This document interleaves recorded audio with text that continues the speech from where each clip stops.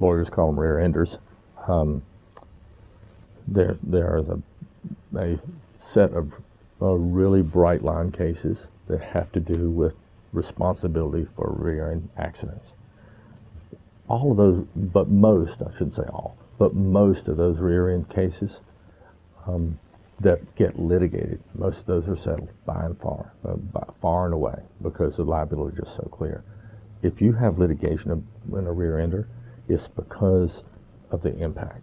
If you have a dispute about a rear end case, it's generally because the impact is really a causation question. Remember I said there are two parts to a personal injury action: the event and whether the damages were caused by the event. Well, these rear end cases generate lots of litigation because the insurance companies will defend your claim for damages by saying they didn't come from this event. I don't know where they came from, but the impact was too small to cause this problem. So if you don't have large impact on the rear bumper, if you don't have damage on the rear bumper, it's really hard to prove that your condition came from the impact. So that in a rear end case, it's generally the driver behind that's at fault for the impact.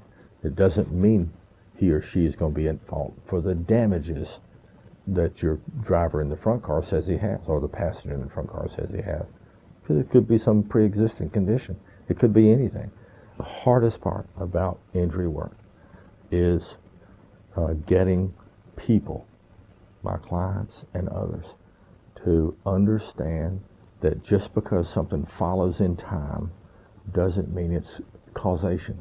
That's the hardest thing to get delivered in a courtroom or in a motor vehicle accident settlement. And it's one of the most favorite insurance company defenses, that we didn't cause it. I know it happened. Your symptoms may not have shown up until right after the event, but we didn't cause this. Something else must have caused it. And it is a popular defense for insurance companies.